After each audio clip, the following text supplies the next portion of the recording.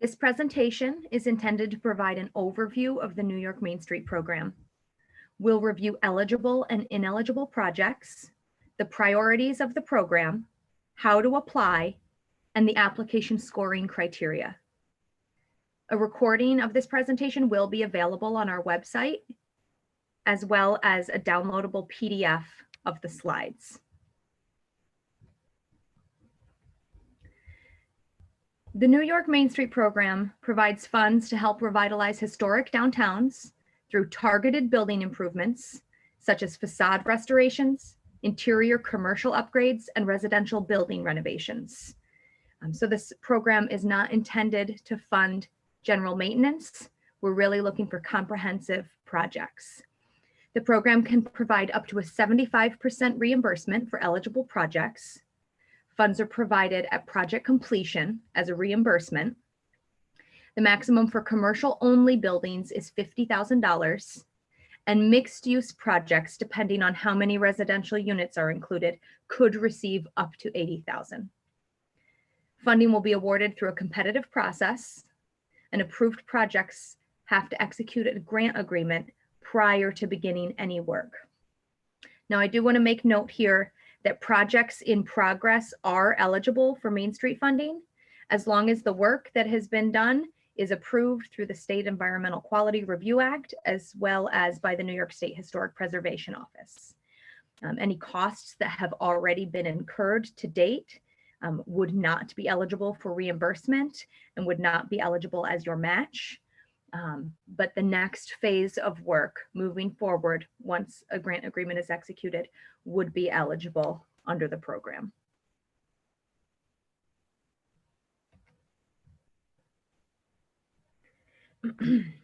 Again, I just want to mention, we are not looking for general maintenance projects here.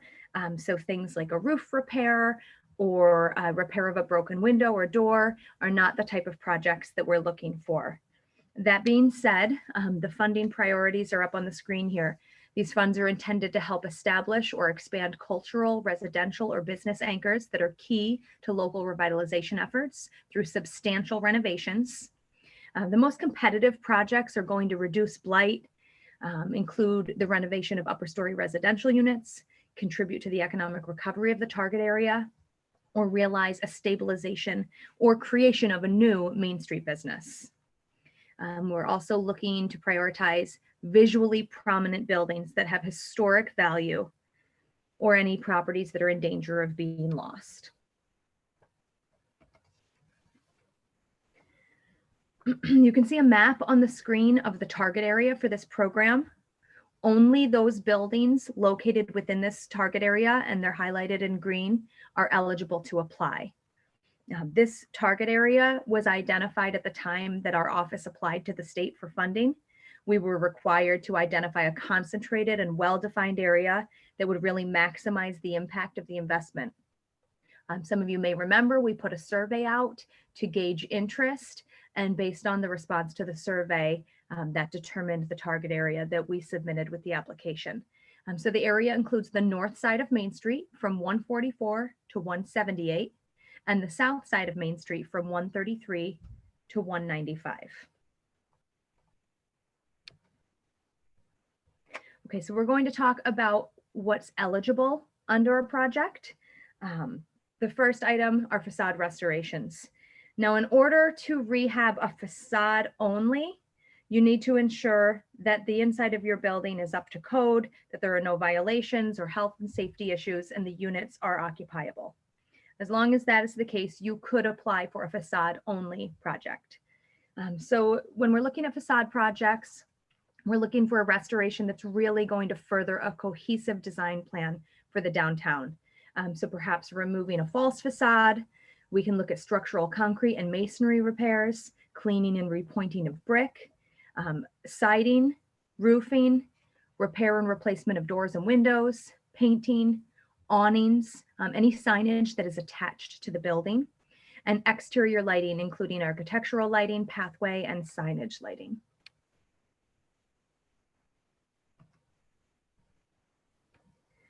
Interior renovations might be in a commercial space, residential space, or a public use space. Um, these could include select interior demolition, plumbing, HVAC, electrical, framing and drywall, insulation, doors and trim, flooring, painting, cabinets and countertops, lighting, and permanent fixtures. So important to note here is that this grant is funding the building and not the business. So permanent fixtures, cabinets and countertops, things that are a part of the building and will remain with the building are eligible. When we get into appliances, things that can be removed easily from the building, they are on the ineligible list, not eligible for funding. If you're going to be doing any work inside a commercial or residential unit, it's important to note that you must produce a finished unit that's ready for occupancy.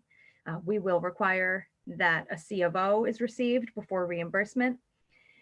If you have a large building with many units and you're planning to only renovate some of the units, that is acceptable. Work can be completed on part of a building, leaving a separate part of the building unfinished, as long as the project can be completed in compliance with all codes and that the unfinished space isn't presenting a hazard to any occupants or users of the building, and that there's no negative visual impact on the main street or the facade. So again, here we're looking at if you're going to finish some units inside, but your facade is not up to our current design guidelines, we would require that facade work is done as well. A couple of things to note if you're proposing residential renovations. A residential unit that's assisted with Main Street funds will have a rent limit imposed on it. This is based on 90% of the area median income. And I can tell you, we'll have exact limits for you to take a look at, but a 1-bedroom, you're looking at a limit of about $1,100. So it's still pretty doable for downtown Dansville. Also, program funds are generally not able to be used for owner-occupied apartments or apartments that are being renovated for use by a family member. If you fall into this situation, please reach out to us.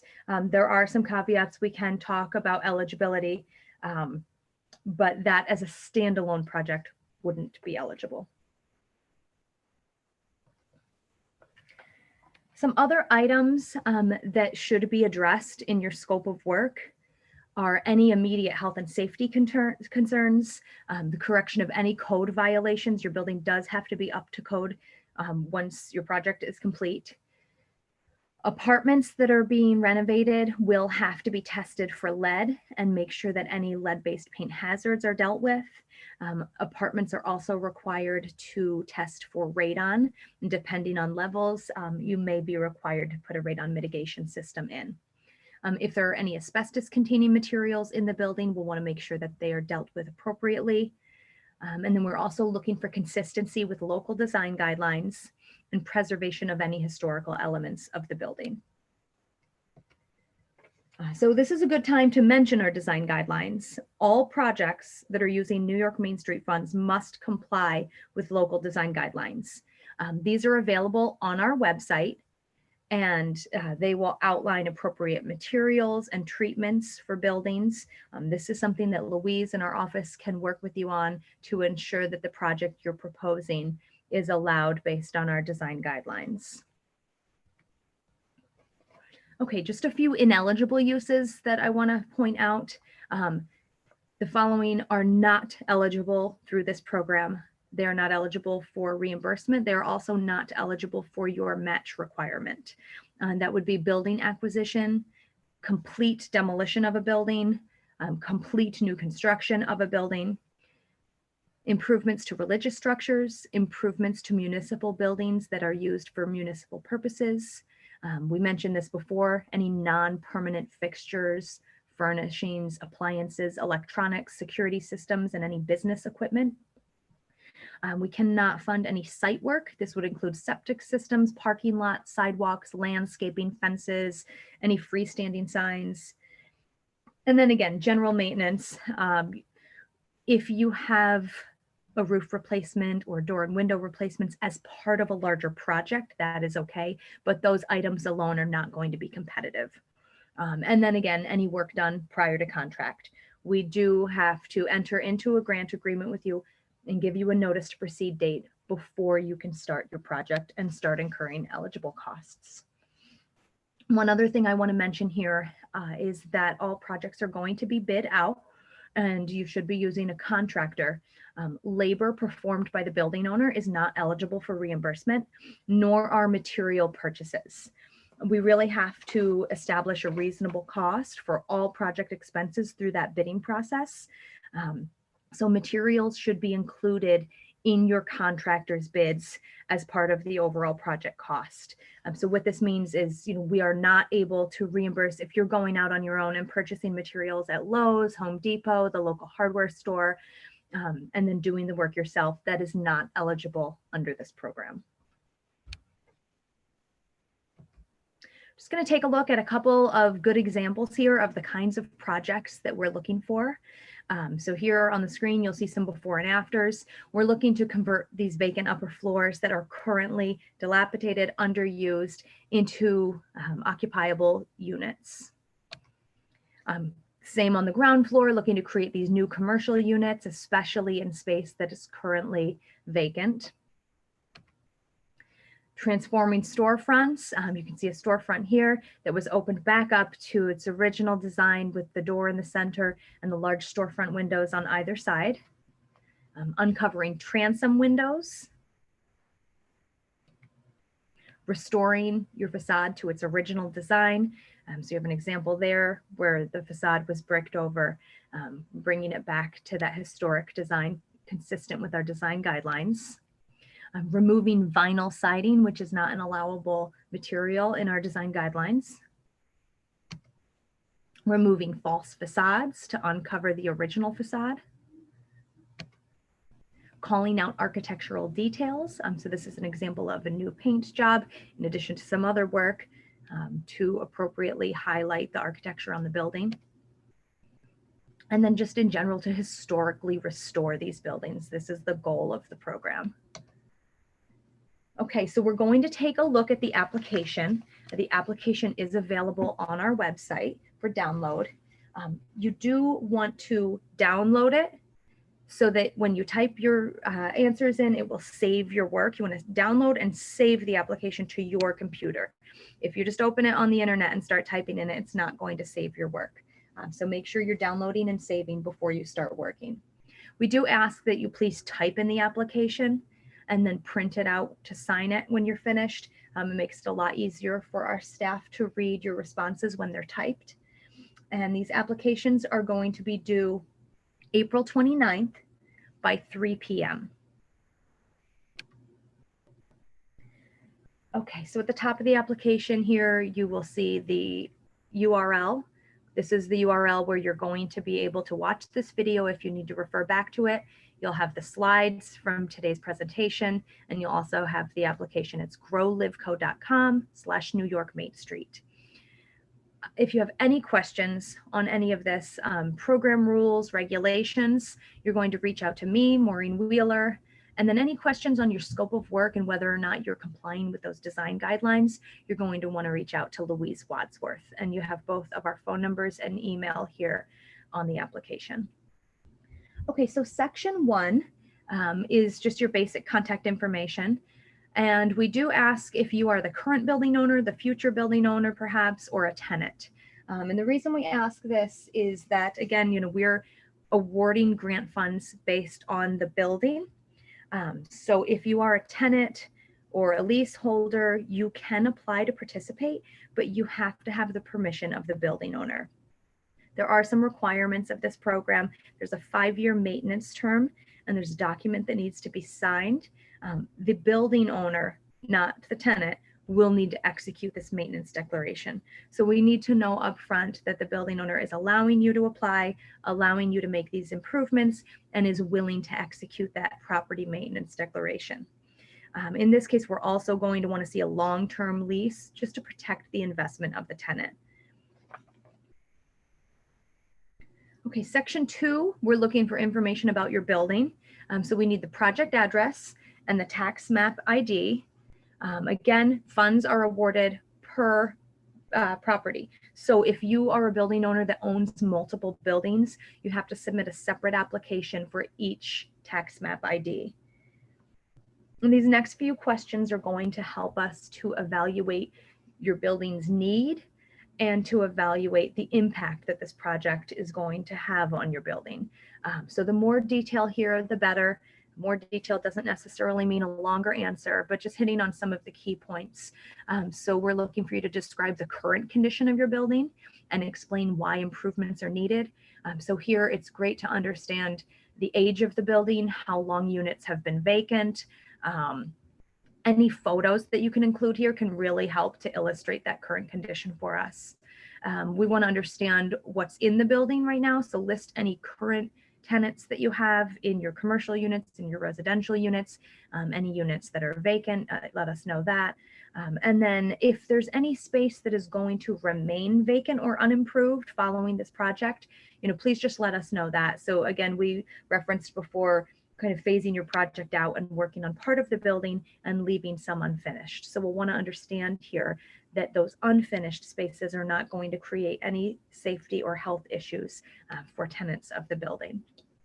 And then the chart at the bottom, we're looking for you to identify the number of commercial units in your building, the number of residential units in your building, and if you have any public use or civic spaces in your building. And then of those units, we want to understand how many of them will be renovated and if any new units are being created in space that is currently underutilized or vacant. Okay. Section 3, we're going to look for your project information. So here we want to understand what your proposed scope of work involves. It can involve the facade, commercial units, and or residential units. And then we're looking to understand what the visual impact will be. So we're just asking if any of the work is visible from a public right of way. And then again, these questions are continuing to help us to score you on your need and your impact. So explain the proposed scope of work in detail. You are not required to submit quotes with your application. However, if you have gotten any quotes or estimates, if you have been working with an architect for any drawings or renderings, you certainly should attach that to help us understand what the scope of work is and to show your readiness for the project. And then explain the expected impact that this project will have on your building, any business, and on the community. So here, especially let us know if you have secured tenants for your spaces or if the spaces will be open and available for rent, and what your visual impact is going to be on the community, as well as any economic impact. At the bottom here, we ask what's the anticipated start date of your project. Please keep in mind you should not be starting the project or the next phase which you're applying for until you have a grant agreement. And the anticipated completion date. Any projects funded under New York Main Street do need to be complete by the end of 2023. Okay, project costs.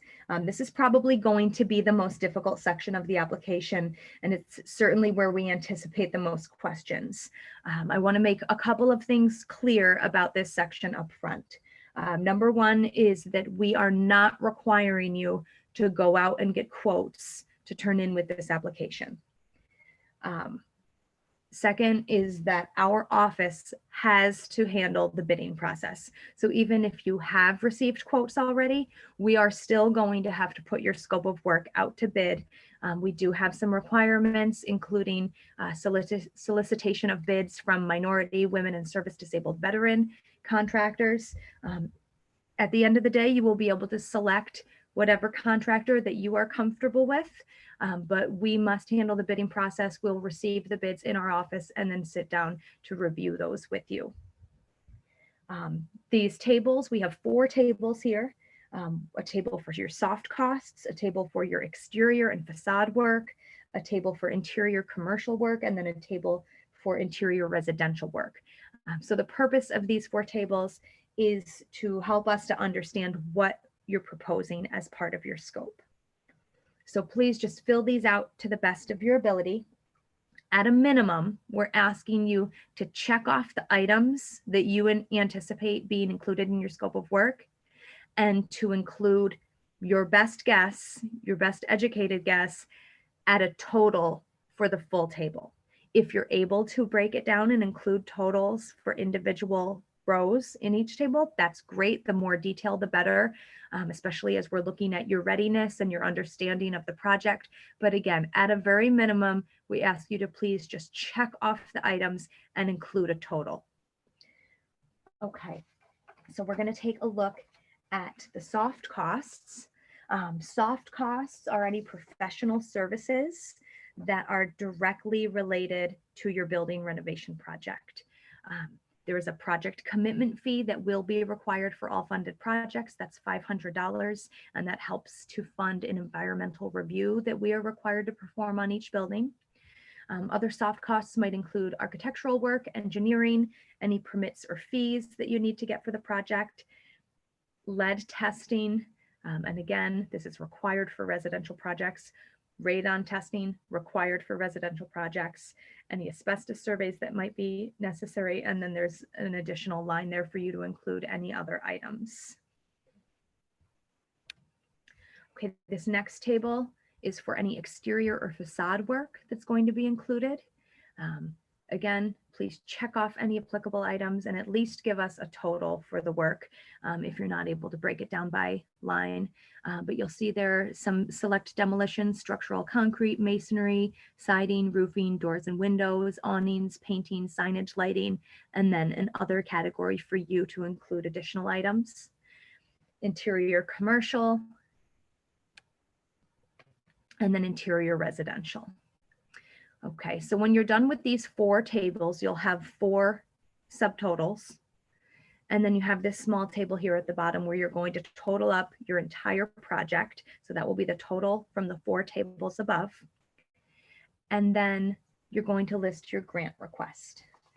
Now here you have to do a couple of different calculations. The grant request cannot exceed 75% of your total project cost. So whatever your total project cost came in at, you're going to want to calculate 75% of that. In addition to that, you need to look at what eligible work you're doing. Commercial only buildings are capped at $50,000.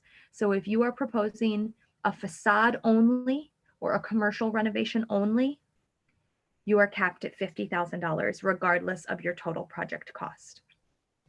Once you start including residential units, you are able to access more funding.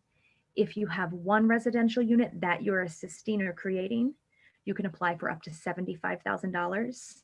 And if you have 2 or more residential units, you're allowed to apply for up to $80,000. If you have any questions here or you're not sure what you're eligible to apply for, please give us a call. We can help you out with this section. And then the applicant's matching funds are required to be at least 25%, and that will just be the difference of your total project cost less the grant that you're requesting. The 2 questions at the bottom, do you have funding to complete your project prior to reimbursement? Remember, you're going to be executing a contract with your contractor and taking on this project. You're going to be paying the contractor directly. You're going to submit invoices and proof of payment to our office for reimbursement. We do try to wait until project completion and a certificate of occupancy before making reimbursement on the project. There are some cases where we can consider a project progress draw. So we can talk about that in more detail if that's something that you're going to need. But we just want to make sure that you do have the funding in place to fund this prior to receiving reimbursement of grant funds. If you do need to secure a loan, please let us know that as well. We do have a loan program through our office if you're not able to get a loan through the bank.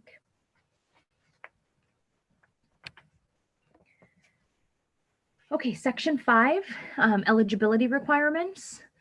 So one of the requirements is that you attend this session to watch this video. So that will be a yes if you're here watching this. You do have to be current on all of your property taxes. That's village, county, town, school, including any special district taxes. So please let us know if you are not. We would like a written explanation explaining the reasoning there, or letting us know when those will be up to date. And remember, if you're a tenant filling this application out, you are going to have to check in with your property owner on that question. We want to know that all proposed improvements are going to be in compliance with those design guidelines. Again, you can get those on our website. And if you're unsure about this or have any questions, please reach out to Louise. And then have you contacted the Village of Dansville to inquire about any required building permits and or signage permits. It is not necessary that you've obtained the permit prior to applying, but we just want to make sure that that's on your radar. You are likely going to need a building permit for your project and signage permit depending on what your scope of work entails. So just make sure that you're aware of that and that you're getting that process started. Okay, application attachments. Application attachments are not required, but any projects that provide these are certainly going to be looked upon favorably from a readiness standpoint. So any attachments might include cost estimates if you have them. Again, not required to go and get them, but if you already have some cost estimates, please let us know and include that. Any backup documentation for the estimated costs provided. So even if you're going online and looking up the costs of certain materials, just let us know that so that we understand that you did some homework in putting your estimated costs together as opposed to just guessing. Any current photographs showing the existing conditions of the building. Any annotated photographs are great to let us know and point out where improvements are going to be made. And then any images or specs of items that you're planning to purchase. So for a facade project, this could be an architect's rendering of the work. It could include paint colors that you're planning on, any specific materials that you're going to be using, doors, windows, awning selections. For any lighting projects, this could be an online catalog of images or the fixtures and specs for the bulbs. For signage projects, it could be a sign maker's rendering, including the dimensions of the signage, the location of the signage on the building, any materials, colors, descriptions of the hardware that you'll be using. And then section 7 is the certification. So I'm just going to walk through these because these are all program requirements that we want to make sure that you understand. You're going to be initialing each of these, signifying that you've read and understand the requirement. So grant awardees must pay a commitment fee of $500 at the time of contract, which will cover certain grant management expenses of the Livingston County Development Corporation. Again, that's going to help with this second bullet here. Prior to starting, all Main Street projects must undergo an environmental review and the clearance of your work scope by the State Historic Preservation Office. So that environmental review and consultation with the State Historic Preservation Office is what that $500 commitment fee is covering. Prior to starting, New York Main Street projects will be formally put out to bid by the Livingston County Development Corporation, and reimbursement will be based on the lowest responsible bid. Awarded projects containing a residential component must comply with New York Main Street requirements regarding lead-based paint safety, radon testing, and rent limits. Participants in the New York Main Street program must execute a declaration agreeing to maintain improvements for 5 years following project completion. So I mentioned this before. If a tenant is applying, the building owner is going to be required to execute this declaration. This declaration gets filed at the county clerk's office. And what it's saying is that you agree to maintain the improvements that were made for 5 years. If you assisted any residential units, you agree to honor that rent limit for a 5-year period. And if the building changes hands, or if you're not going to be maintaining the improvements made, there is a repayment schedule and some recapture terms worked into that declaration. And this basically will pop up like a lien in the county clerk's office were you to sell your building.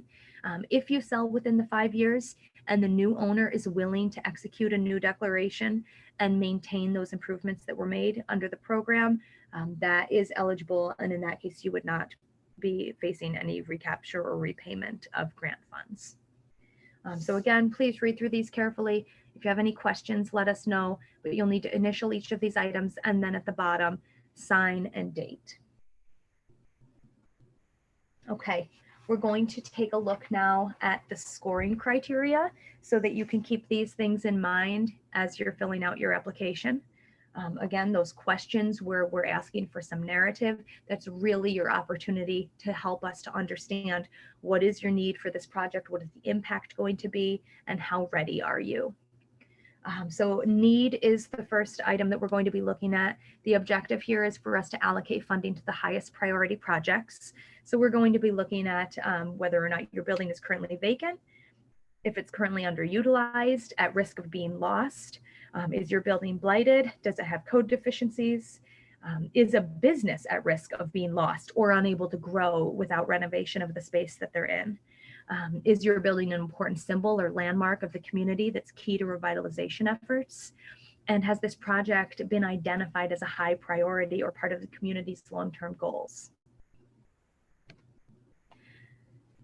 Visual impact. The objective here is to appropriately enhance the visual appeal, and this can be both inside and out of a downtown building in a way that contributes to the district as a whole.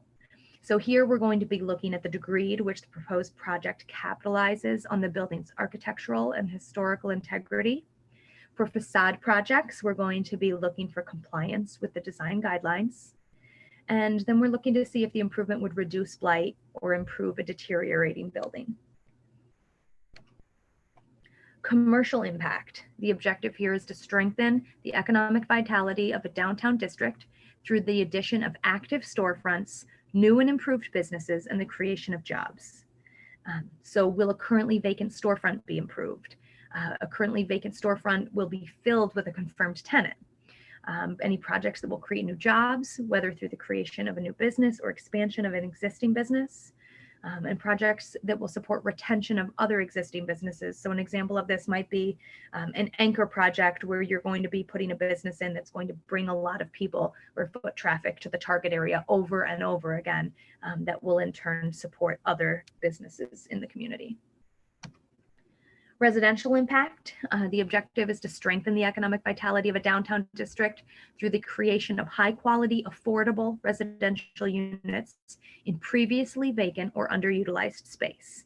So here we'll be looking at new residential units being created or existing residential units that need to be significantly improved. And then last but not least, readiness. So the objective here is to ensure that the project can be completed in a timely manner. This would be based on your track record and any preparation you've done for this project. So here we're looking, has any prior planning been done? Is there anything that you turned in as an attachment to help show us that? Any architectural renderings or studies?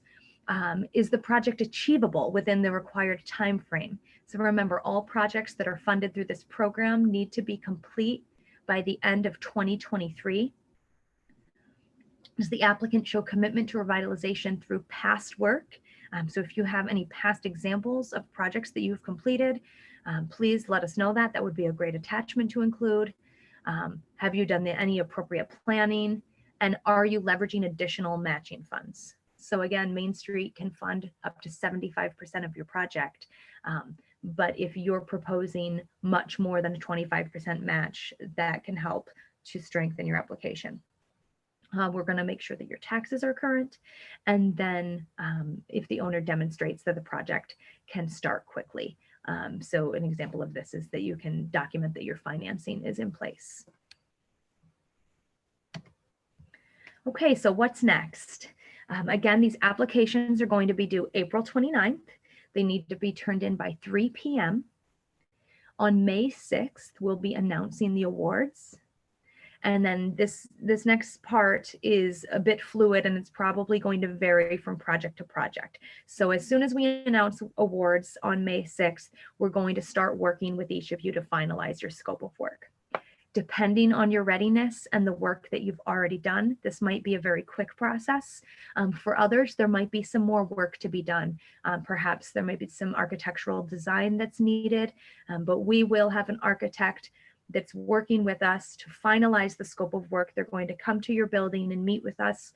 We'll all sit down together to take a look at the scope that you're proposing, make sure that we're picking up any other items that are needed to bring you up to code, to bring you into compliance with the design guidelines. And together we'll develop that formal scope that's going to go out to bid. At that point, we will establish the list of contractors that we're sending the bids to. You will have a say in this. If there are any contractors that you would like included on that list, we certainly can send to them as long as they have all of the required insurance in place. Concurrently, while your project is out to bid, we can be beginning the environmental review process. We can take that formal scope of work that was developed and consult with the State Historic Preservation Office so that they can review your project and let us know if there are any changes that they would like to see. Once we have the bids and a final project cost and the environmental reviews done and SHPO has approved your project, we'll enter into a grant agreement. And at that point, you'll have a notice to proceed date and you'll be able to begin your project. So again, that process might look a little bit different for everybody. Anybody who is ready and trying to get their project going very quickly, we'll prioritize you and try to move you through the process a little more quickly.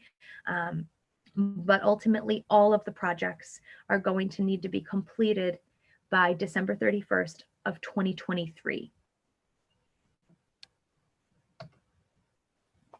Okay, again, so if you have any questions on the program rules and regulations, please reach out to me, Maureen Wheeler. You've got my phone number there on the screen and my email address.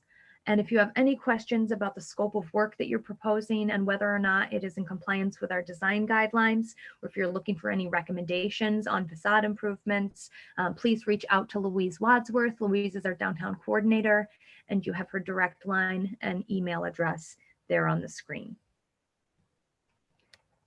Thanks so much for joining us.